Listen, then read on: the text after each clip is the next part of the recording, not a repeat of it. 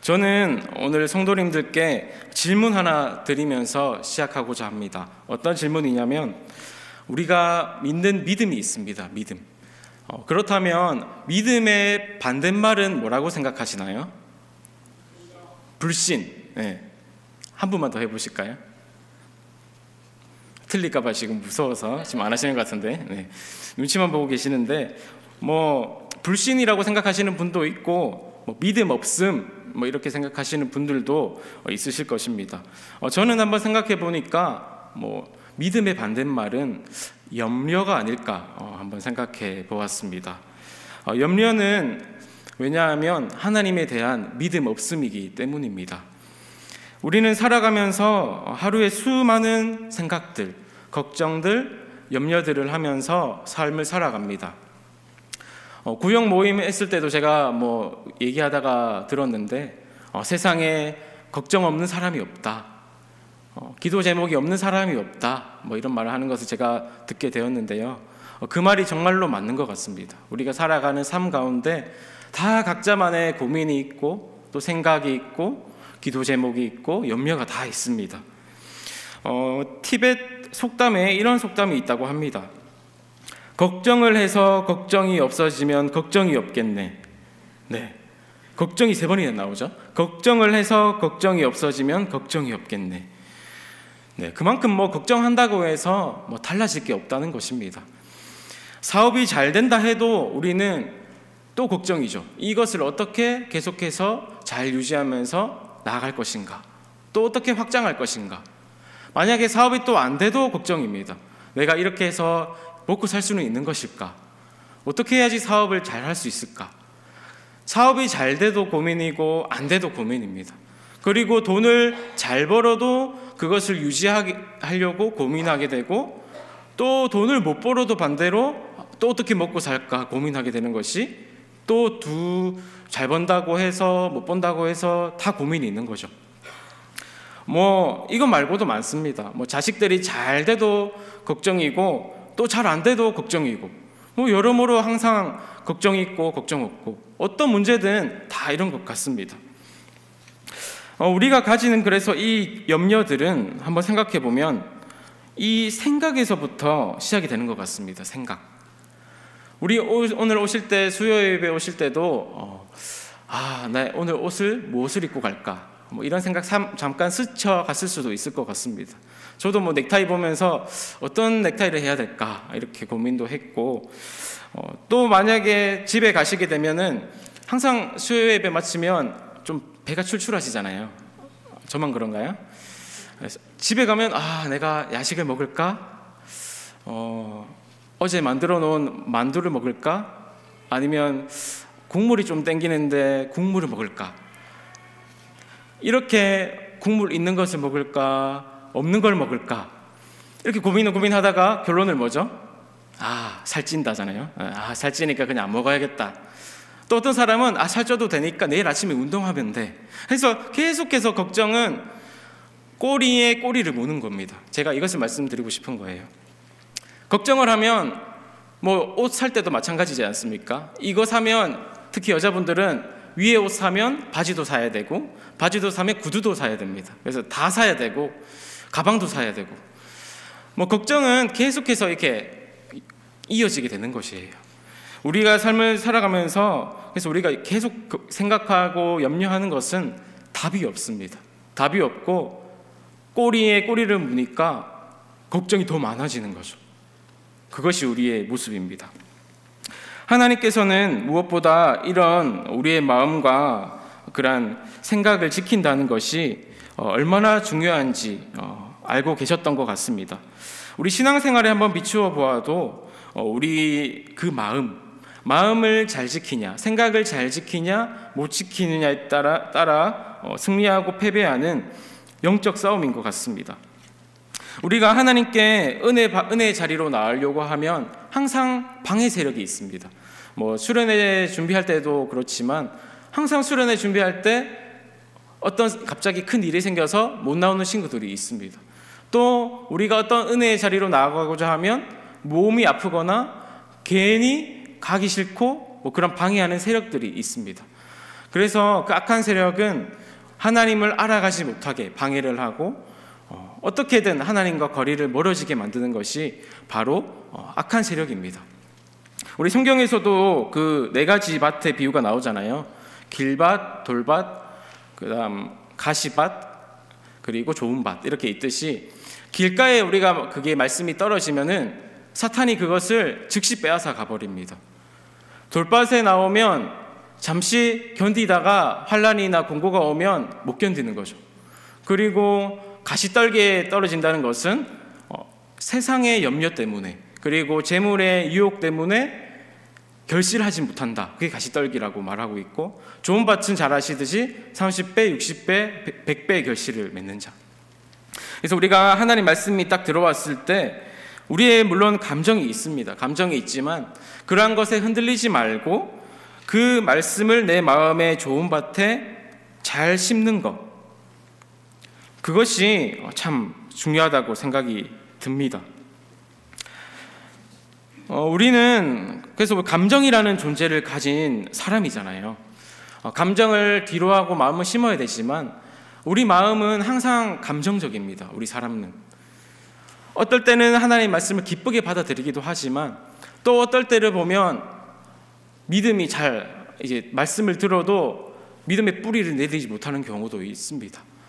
그래서 우리가 감정에 따라서 그게 신앙이 왔다 갔다 이렇게 위에 올라갔다 내려갔다 롤러코스터처럼 그럴 경우가 있는 것이죠. 우리가 그럴 때마다 생각할 것은 한번 날씨를 생각해 보시면 됩니다. 날씨 우리 비행기 타시는 분들은 잘 아시겠지만 비행기 타고 처음에 비행기 탈 때는 이제 비가 오면은 비가 오는구나 하면서 비행기를 타지만 비행기를 타고 구름 위에 올라가면 어떻습니까? 깨끗합니다. 해가 쨍쨍 비치고 있습니다. 이것을 기억하면 좋은데요. 빛이신 하나님은 항상 우리에게 빛을 비춰주시는 거예요. 그런데 감정이라는 구름이 우리를 막아버리면서 어두워지면 우울한 거잖아요. 어두워지게 만들고 비 내리게 만들고, 그러면 우리가 그 구름이라는 그 상태에 따라서 우리의 감정이 변하잖아요. 그런데 항상 우리의 감정 넘어서 하나님은 한결같이 하늘에서 빛을 비추고 계시는 분이십니다. 감정은 우리 하나님과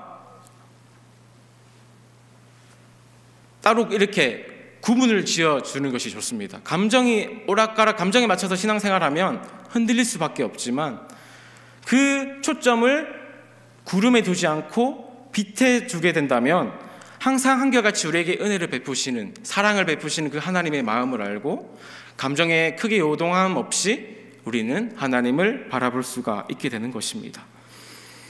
그래서 우리가 늘 한결같은 빛이신 하나님 앞에 우리가 가져야 될 자세는 오늘도 나는 죽었습니다. 이렇게 고백하는 것이죠. 저는 요즘에 이렇게 기도를 많이 하는 것 같아요. 하나님, 오늘 하루도 제가 살아갈 동안 나는 죽고 예수님의 성품이 더 드러나고 예수님께서 일하시는 하루가 되게 해주세요. 나는 오늘도 죽었습니다. 이렇게 저는 기도하라고 시작하면 내 마음이 어느 정도 죽어지는 것을 경험할 수가 있거든요. 그래서 우리 모든 성도님들께서도 살아가실 때 나는 죽었습니다. 날마다 죽노라 고백한 바울의 고백처럼 나는 오늘도 죽었습니다. 나는 오늘도 하루도 예수님 바라보고 예수님이 주시는 힘으로 오늘 하루를 살아가겠습니다. 이렇게 할 때에 우리 마음에 있는 염려가 어느 정도는 더 내려놓을 수가 있으실 것입니다. 우리는 그래서 살아가면서요 2가지 신이 있는 것 같습니다. 2가지 신. 먼저는 참 신이신 하나님, 또 다른 하나는 육신이에요. 육신. 신 하나님과 우리의 몸 육신입니다. 우리 하나님과 우리의 육신은 잘 아시겠지만 서로 상반된 존재입니다. 우리가 경험해봤잖아요. 육신이 살고 감정이 살고 생각이 살고 감정이 욱거리면은 내 삶 속에 하나님이 사라져 버립니다. 그런데 반대로 내 감정이 죽었습니다. 내 감정이 오늘도 하나님 앞에 내려놓습니다. 십자가에 못 박았습니다. 내려놓고 하나님을 바라보게 된다면 하나님이 사시는 거예요. 그래서 나를 통해서 그 하나님의 사랑이 드러나게 되고 하나님의 선한 성품이 드러나게 되고 또 다른 사람을 바라볼 때도 긍휼한 눈으로 바라볼 수 있게 되고 기도해 줄 수 있게 되고, 그래서 우리가 하나님과 육신은 상반된다라는 사실을 기억하시면서 내가 너무 막 살았다 싶으면 스스로를 치시길 바래요. 내가 이렇게 하면 하나님이 내 안에 못 사시는구나 이렇게 생각하시면서 늘 이러한 영적 전쟁, 나와 하나님과의 싸움, 그것을 늘 기억하시면서 기도로서 또 나아감으로 하나님의 그러한 사랑, 선한 영향력을 끼칠 수 있는 분들이 되셨으면 합니다. 자, 우리의 육신에 대해서 생각하다 보면 우리는 늘 고민할 수밖에 없게 됩니다. 오늘 읽으신 말씀 우리 25절 한번 같이 읽어보실까요? 우리 잘 아시는 말씀 25절 시작. 그러므로 내가 너희에게 이르노니 목숨을 위하여 무엇을 먹을까 무엇을 마실까 몸을 위하여 무엇을 입을까 염려하지 말라. 목숨이 음식보다 중하지 아니하며 몸이 의복보다 중하지 아니하냐. 자, 우리는 살아가면서요 당연히 겪어야 될 문제들이 있습니다. 우리는 제일 중요한 게 뭐죠? 의식주의 문제입니다. 사람은 그게 충족되지 않으면 자아실현의 욕구도 느끼지 못합니다. 가장 기초적인 욕구가 충족되어야지 점점 그 단계가 올라가는 것이에요. 그래서 무엇을 먹을까, 또 어디에 잘까, 무엇을 입을까, 이런 고민들은 사실 염려하지 말아라 해서 염려하지 않을 수 있는 문제가 아닙니다. 항상 우리는 무의식적으로 이것들을 생각하면서 살아갑니다. 우리가 사람들 사이에 살아가다 보면, 살결을 부딪히면서 살아가다 보면 당연히 고민될 수밖에 없습니다. 사업이 안 될 때는 정말 이렇게 살아서 내가 먹고 살 수는 있는 것일까? 정말 어떻게 해야 될까? 이런 고민이 될 수밖에 없는 거죠. 그런 문제 가운데서도 하나님께 늘 싱글벙글 감사할 수 있는 사람은 정말 몇 되지 않을 것입니다. 또 우리가 겨울이면 어떻습니까? 겨울이면 당연하게 따뜻한 옷을 꺼내 입어야 되죠. 그런데 겨울에도 나는 걱정 없어, 건강해 하면서 반팔옷 입고 한겨울에도 그렇게 다닌다면 그 건강을 잃어버리고 말 것이에요. 반대로 여름에도 반팔을 입어야지 그 한겨울에 패딩을 계속 입고 다니면서 난 걱정 없어, 더위 안 타 이러면서 다닌다면은 또 어떻겠습니까? 또 몸에 염려할 문제가 생기게 되는 것입니다. 그래서 우리가 이 구조를 바라볼 때에 어떤 분들은 이렇게 받아들입니다. 그대로 받아들여야겠다 싶어가지고 아무것도 염려 안 하고 정말 하나님께만 구하는 사람들, 사실 이런 분들이 있거든요. 하나님께서 내 삶을 다 아시기 때문에 나는 아무것도 하지 않고 기도만 하면 된다, 이런 분들이 있어요. 사실 이런 분들은 조금 오해가 있으신 거예요. 우리가 사실 먹고 사는 데 있어서 그 걱정의 문제, 우리가 해야 될 것은 다 해야 되는 것입니다. 해야 될 것을 하면서 기도하는 것이지 하나님께서 주실 거야 하면서 입 벌리고 위에 감 떨어지기를 기다리고 있으면 그거는 조금 한 번 더 생각해 볼 문제겠죠. 그렇다면은 우리가 대체 이 구절은 조금 더 정확하게 어떤 것을 의미하냐면, 우리가 살아가는 이 세상은 당연히 의식주 문제를 할 수밖에 없고요. 그리고 우리 그리스도인은 특별히 거기에다가 믿음까지 가지고 살아가는 추가된 존재예요. 그래서 믿음을 가지고 의식주 문제를 해결하려면 사실 세상을 살아가는 이치에 있어서 더 밝아야 되는 겁니다. 조금 더 지혜로워야 된다는 것입니다. 더 미리 준비하고 또 부지런하게 살아야 되는데, 하나님보다 그런데 이 모든 것들이 우선시 되지 말라는 것입니다.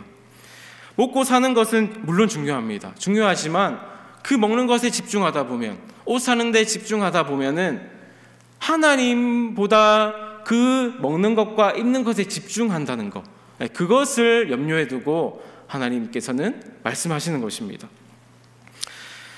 먹고 사는 것보다 먹고 사는 것에 집중하다 보면 사람은 하나님을 잊어버리는 것이 본성이에요. 육신을 따라 살아가다 보면요, 육신은 참 신기한 게 더 큰 만족을 가지고 싶어하고, 더 맛있는 걸 먹고 싶어하고, 더 높은 단계를 향해서 육신은 만족을 가지려고 해요. 그러다 보면 아까도 말씀드렸죠, 육신을 위해서 살다 보면 하나님의 모습은 내 삶에 온데간데 없어진다. 네. 그렇기에 우리가 해야 할 일은 항상 하나님을 먼저 중심에 고정시켜 두시고, 우리의 해야 할 일을, 그 다음 해야 할 일을 해나가시는 것입니다. 그래서 우리가 세상을 살아가시면서 먹고 사시면서도 내가 먼저 하나님께 가까이 나아가는 것, 의식주보다 하나님이 앞서지 않아야겠다, 하나님이 더 앞서야겠다, 하나님이 더 앞서야겠다, 의식주보다. 그리고 내가 하나님의 중심으로 기도해야겠다, 이 생각을 늘 하셔야 되는 것입니다. 학교 다닐 때 그래서 우리가 기도하는 것만 봐도 우리가 참 이기적이다, 이런 말을 제가 들었거든요. 학교 다니실 때 교수님이 이런 말을 하셨습니다. 자, 우리 사람들이 얼마나 이기적인지 우리가 기도할 때에도 보면은 항상 이기적으로 기도한다는 거예요. 혹시 자기 기도하는 것을 녹음해 보신 적 있나요? 기도. 이 대표기도 이렇게 나와서 하시는 거 말고 그냥 새벽 기도나 혼자 기도하실 때 녹음을 해보신 적 있나요? 녹음. 한번 녹음을 해보시라고 권장을 하시더라고요, 교수님께서. 왜 녹음을 하라 이렇게 싶냐면, 뭐 얼마나 유창하게 하는지, 뭐 방언을 하는지 확인하라는 게 아니고, 그 녹음에서 들어보면 죄다 달라 이런 기도예요. 하나님, 우리 가족 건강 주세요. 하나님, 우리 가족 사업하는데 이번에 잘 되게 해주세요. 자식들 좋은 대학 가게 해주세요. 좋은 직장 가게 해주세요. 뭐 이거 주세요, 저거 주세요. 그러니까 다 들어보면 다 자기 원하는 거 있잖아요. 그거 주세요 하고 그 집에 간다는 거예요. 그래서 기도 자신의 그러한 모습을 보고 싶으신 분들은 그냥 한번 녹음해 보시면 내가 이렇게 기도하고 있구나 깨달으실 거예요. 그래서 우리가 이 기도를 보면요, 삶의 우선이 누구인지 드러난다고 이렇게 말을 했는데요, 사실 우리가 하나님이 주인이라고 말은 하지만 실상 우리의 모습을 보면 여전히 나 중심적으로 살아갈 때가 많은 것 같습니다. 신앙의 이름으로 포장이 되어 있지만 먼저 내가 잘 돼야 돼요. 신앙생활보다는 내가 잘 돼야 되고, 내가 일단 행복해야 되고, 내가 어떻게든 조금 안정되어야지 내가 하나님 믿지, 내가 먼저 이렇게 항상 내가 이래야지, 이렇게 조건을 걸고 나아가는 거예요. 요즘 분들은 고난은 당하기 싫지만 그 십자가의 영광은 받고 싶어하는 그러한 모습들, 자기도 모르게 그런 내면 속에 있는 것 같습니다. 그러면서 제가 최근에 책을 하나 봤는데요, 참 와닿는 내용이 하나 있었습니다. 우리 유기성 목사님 아시죠? 요즘에 우리 교단은 아니지만 유기성 목사님 워낙 유명하신 분이라, 그분의 이제 아내 되시는 분, 박리부가 사모님이라고 있습니다. 그분도 같은 교회에서 중보기도 사역을 오랫동안 하셨는데요, 그분이 이제 쓴 책입니다. 제목은 기도를 송두리째 바꾸신 예수 그리스도, 이거예요. 그래서 우리가 그 기도에 대해서 쭉 이게 설명이 나와 있었는데, 사실 제가 표를 준비했다가 저작권에 조금 말이 나올까봐 그냥 보여드리지는 않고 제가 말로 설명을 드리기로 다짐을 했습니다. 그 표 하나에 보면 우리가 보통 기도할 때 어떻게 되어 있냐면, 제일 중심에는 나의 기도가 되어 있어요. 맞죠? 나의 기도. 그 다음 두 번째 동그라미에는 이제 가족 기도. 그 다음 세 번째 동그라미에는 교회 기도, 공동체 기도.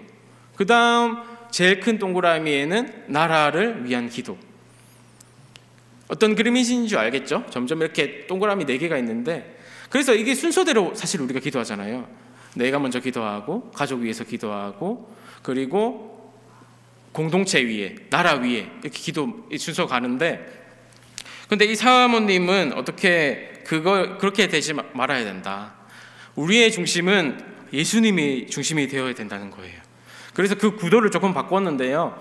중간에 예수님 이렇게 딱 동그라미 해놓고 그 다음 양 왼쪽 오른쪽에 위아래로 동그라미 해놓은 거예요. 그래서 예수님을 중심으로 해서 나, 가족, 그 다음 공동체, 교회, 나라 이런 식으로.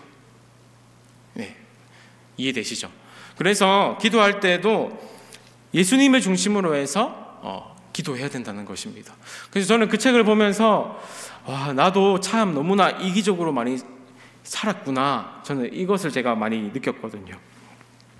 성도님들께서도 우리가 항상 기도하실 때에도, 삶을 살아가실 때에도 예수님을 중심으로 해서 살아가는 모습들이 되기를 소망합니다. 무엇보다 예수님께서는요, 우리가 구하지 않아도 우리의 필요를 다 알고 계신다라고 오늘 성경에는 말씀하고 계십니다. 그러면서 공중의 새에 대해서 말을 하고 있는데, 공중의 새들도 심지도 않고 거두지도 않고 창고에 모아들이지도 아니하되 이것들을 기르신다, 이렇게 26절에 말을 하고 있고요. 그리고 28절에도 보면 들의 백합화를 보라, 이것들도 하나님께서 다 기르시고 입히시는 거예요. 그리고 30절, 내일 아궁이에 던져지는 들풀도 하나님이 이렇게 입히시거든, 이렇게 말하고 계시는 거죠. 그래서 우리는 공중의 새들보다, 들의 백합화보다, 들풀보다 훨씬 더 귀한 존재잖아요. 하나님의 형상을 닮았기 때문에 우리는 정말 귀한 존재들입니다. 우리 성경에는 참새 하나도 하나님의 허락 없이는 떨어지지 않는다, 이런 구절이 있듯이 마태복음 오늘 읽지는 않았지만 제가 읽어드리겠습니다. 10장 29절, 참새 2마리가 한 아사리온에 팔리지 않느냐, 그러나 너희 아버지께서 허락하지 아니하시면 그 하나도 땅에 떨어지지 아니하리라. 이 참새 한 마리도 하나님께서는 허락 없이 떨어지지 않는다 말씀하셨는데, 하물며 우리를 형상대로 지으신, 손수 지으신 그 사람을 하나님께서는 당연히 생각하시지 않을까요? 이것이 바로 우리가 가져야 될 믿음이라 생각합니다. 우리에게는 그래서 하나님이 우리의 필요를 가장 잘 하신다, 이것을 늘 기억하시고 하나님께서 채우실 것이라는 믿음이 필요한 것입니다. 하나님이 채우신다, 이거를 경험해야 되는 것입니다. 기도하다가 혹시나 도움이 필요한 손길이 기억이 난다면 그분들에 다가가서 한번 물어보는 거죠. 뭐 필요한 거 없으세요? 물어보고, 또 기도가 필요하면 기도를 해주고, 또 같이 나누어야 될 것이 있으면 나누어 주고. 그래서 그럴 때 나아가면 하나님께서는 또 다른 방향으로 하나님의 마음을 느끼게 해주시고 채워주시고 또 하나님의 그 마음을 느끼게 해주시는 겁니다. 저는 그러면서 이제 설교 준비하면서 하나님께서 채우신 그런 사건이 하나 생각이 났는데요. 제가 이제 거제도에서 사역을 했었는데 그때 이제 한 3년차 되던 쯤이었던 것 같습니다. 4년차 되기 전에 그 3년차 말에 담임 목사님이 저를 불러서 광 목사님, 이제 공부를 다시 한번 해보는 건 어떻겠습니까? 물어보셨어요.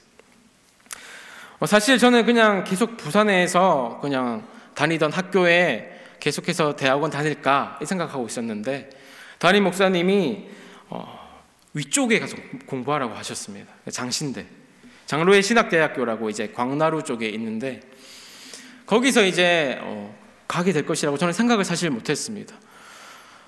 뭐 목사님 말씀에 순종하는 이제 그 마음으로 알겠습니다. 거리는 멀지만 한번 제가 가보도록 하겠습니다. 이렇게 말은 했지만 사실 제 마음속에는 좀 고민이 있었습니다. 일단 고민이 뭐냐면 일단은 거리가 너무 멀었습니다. 거리가. 그 월요일 1교시 수업에 가려면 월요일 아무리 일찍 출발해도 1교시 시간 맞춰서 도착을 못해요. 그래가지고 그 전날 제가 올라갔습니다. 하루 전, 주일 저녁에 올라가가지고, 그리고 거기서 숙박을 했습니다. 숙박도 최대한 조금 저렴한 곳에 자려고 한 3만 원짜리 방이 있더라고요. 약간 거기에 잡고, 그리고 식비까지 생각한다면 뭐 버스비 왔다 왕복에 식비에 숙박비 최소 아낀다 해도 15만 원이 들어요. 15만 원 정도. 자, 그러면 한 주에 15만 원이면 한 달이면 4주면 60만 원, 그리고 5주면 75만 원. 사실 거리도 거리지만 염려되었던 것이 경제적인 문제였어요. 내가 받는 사례로는 안 될 것 같은데 이 생각이 들었었어요. 그래도 그렇게 계속해서 가라는 거 보니까 일단은 알겠다고 순종은 했습니다. 처음에는 제가 이제 다녔죠. 다니다가 한 달쯤 이제 지나니까 점점 이제 그게 쬐어 오는 거예요. 이제 그게 그래서 점점 이대로 가다가는 이제 마이너스 되겠다, 못 갚겠다, 악순환이 반복되겠다 이 생각이 문득 걱정이 되는 거예요. 또 인간적인 걱정, 염려되는 거예요. 그래서 어떻게 하나 한숨 쉬면서 이제 그게 이제 뭐 한 주 앞으로, 이제 한 주만 지나면 조금 더 힘들 것 같은데 한 주 앞으로 다가왔었어요. 근데 그때 평소에 저한테 전화도 잘 오지 않는 집사님이었는데 그 집사님이 갑자기 전화가 와가지고 사택 앞으로 잠시 내려오라는 거예요. 이분이 뭐 갑자기 뭐 줄 게 있나? 갑자기 해서 전화 오실 분이 아닌데 해서 제가 딱 해서 내려갔는데 갑자기 이제 이렇게 말씀하시는 거예요. 목사님, 이거 하나님이 주라고 했습니다. 이런 거예요. 그래서 봉투를 하나 내미시는 거예요. 이게 뭔가 싶어서 설마 그건가 싶어서 받아보니까 나중에 집에서 확인했습니다. 확인해보니까 그때 제가 좀 많이 놀랐어요. 왜냐하면 그 한 학기를 다닐 수 있을 만한 학비와 식비와 교통비 다 들어있었던 거예요. 그때 저는 정말 하나님께서는 나의 필요를 누구보다 잘 알고 계시구나,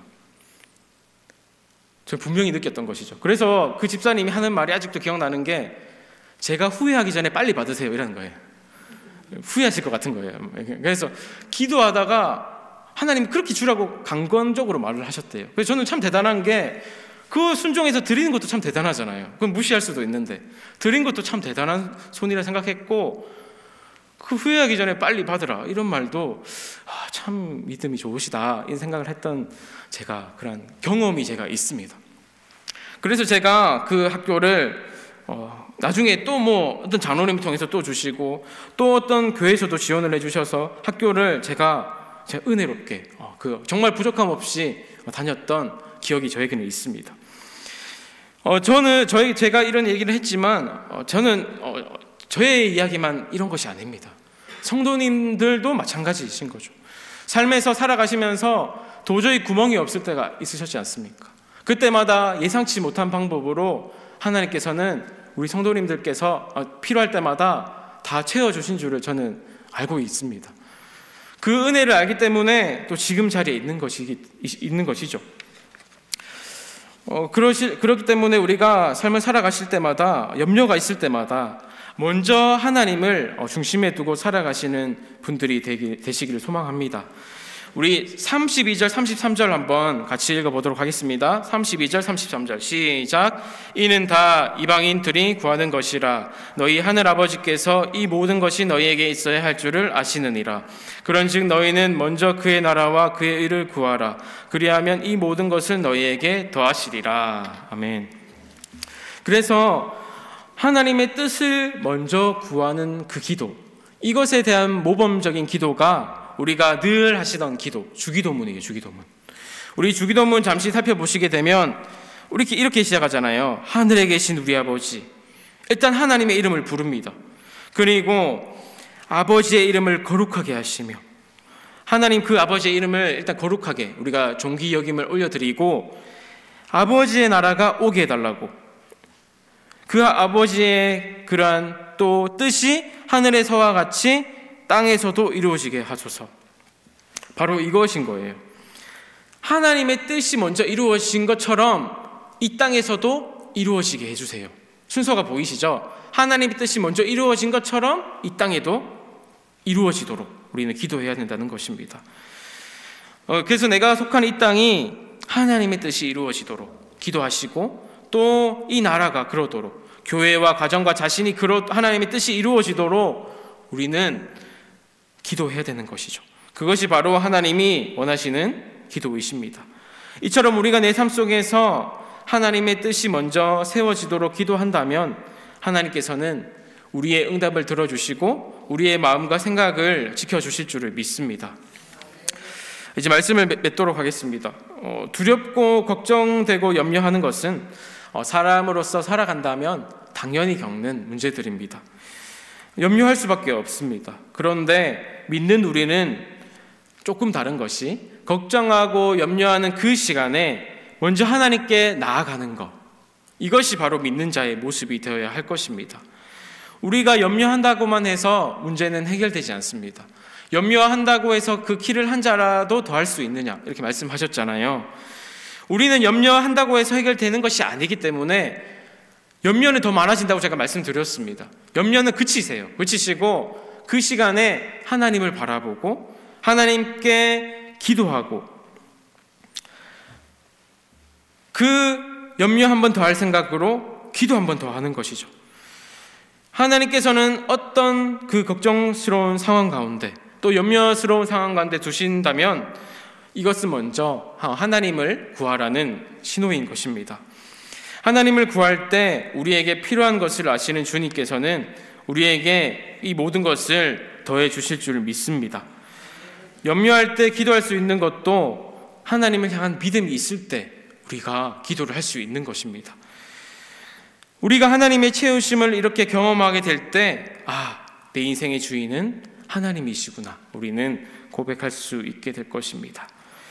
우리는 먼저 하나님을 구하는 삶이 또 제대로 먼저 세워질 때에야 우리가 살아가는 삶의 진정한 기준이 세워지고 진정한 목표가 세워질 줄을 믿습니다. 그 하나님으로 인해서 우리의 삶이 크게 흔들리지 않는 삶이 되기를 소망합니다.